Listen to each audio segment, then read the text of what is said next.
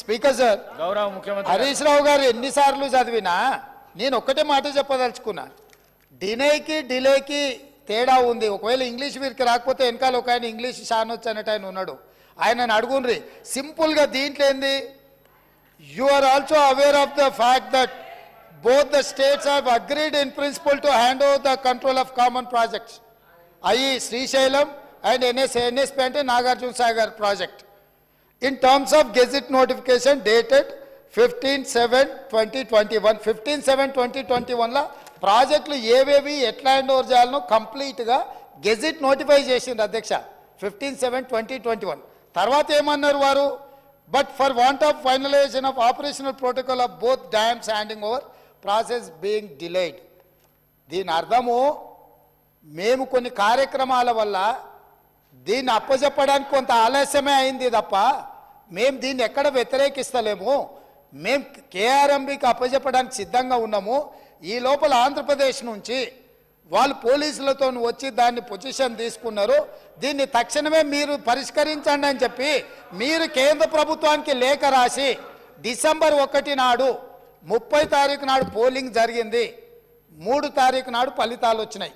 1 తారీఖు డిసెంబర్ నాడు స్పష్టంగా ఆనాటి ముఖ్యమంత్రి మరియు సాగునీటి పారుదల శాఖ మంత్రి కల్వకుంట్ల చంద్రశేఖరరావు గారు, వారి ప్రిన్సిపల్ సెక్రటరీ, సాగునీటి పారుదల సెక్రటరీగా అఫీషియల్గా వీళ్ళు లెటర్ రాసి ఇన్ని రోజులు ఇన్ని నీతులు చెప్తున్నాడు కదా, ఇన్ని రోజులు మా స్మితా సబర్వాల్ గారు ఈ రకమైన లేఖ రాసిండ్రు, మా ప్రభుత్వ విధానము అని ఎప్పుడైనా చెప్పినా ఈరోజు ఉత్తమ్ కుమార్ రెడ్డి గారి లేఖ తీసుకొచ్చి బయట పెట్టినాక ఇప్పుడు మాట్లాడుతున్నారు ఏంది, అవును మా స్మితా సబర్వాల్ గారు లేఖ రాసిండ్రు, మా ముఖ్యమంత్రి గారి ఆలోచననే ఇది అని.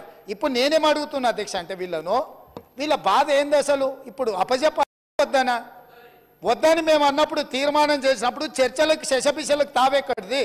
100% ఈ ప్రభుత్వం ప్రతిపాదించిన ఉత్తమ్ కుమార్ రెడ్డి గారి సభలో ప్రవేశపెట్టిన తీర్మానానికి అన్కండిషనల్గా మేము మద్దతు ఇస్తున్నాము.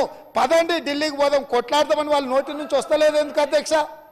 అసలు వాళ్ళ నాయకుడు ఎందుకు రాలేదు, ఎందుకు ముఖం చాటేసిండు అంటే ఈరోజు ఇక్కడికి వస్తే వీళ్ళకెవ్వరికి విలువ లేదు అధ్యక్ష. పార్టీలో వీళ్ళ మాటకు విలువ లేదు, మనుషులకు విలువ లేదు. పార్టీ యజమాని ప్రతిపక్ష నాయకుడు వారు వచ్చి మాట్లాడాలి ఇక్కడ. వారు ఎందుకు ఈరోజు ఇంత ముఖ్యమైన కృష్ణానది జలాలకు సంబంధించి శాశ్వతంగా తెలంగాణ రైతాంగం జీవితాల మీద మరణ శాసనం రాసే పరిస్థితులు ఉత్పన్నమైతే వారు సభలోకి రాకుండా ఈ సభలో జరుగుతున్న చర్చలో వారి అభిప్రాయం చెప్పకుండా వీరు చెప్పే అభిప్రాయానికి ఎలాంటి విలువ లేదు. వీళ్ళు ఎంతసేపు మాట్లాడినా ఈ మాటలకు ఈ చర్చలకు ఏ మాత్రము చట్టబద్ధత లేదు. కాబట్టి ఇప్పటికైనా మీరు వారికి సూచన చేయండి, లేకపోతే సభ వాయిదా వేయండి. చంద్రశేఖరరావు గారిని సభలోకి రమ్మనుండ్రి. చంద్రశేఖరరావు గారు వచ్చినాక, ఎందుకంటే 10 సంవత్సరాలు జరిగిన పాపాలకు వారు కారణము. పాపాల భైరవుడి సభలోకి వచ్చి చర్చ చేస్తే తప్పకుండా మేమందరం కలిసి సమాధానం చెప్తాం. వారిని సభలోకి రమ్మనుండ్రి, చర్చ చేద్దాం.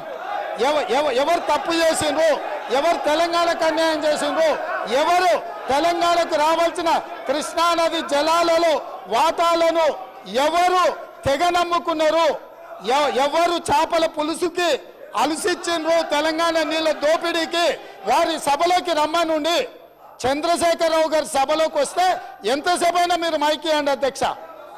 వారికి వీరికి ఏ అధికారము, ఏ హక్కు, ఏ అవకాశం లేదు. కాబట్టి చంద్రశేఖరరావు గారు ఈ సభలోకి వచ్చి వారు మాట్లాడితే ఇవ్వండి. ఇక వారు మాట్లాడడానికి ఏమీ లేదు, వారు చెప్తే వినడానికి కూడా ఏమీ లేదు అధ్యక్ష.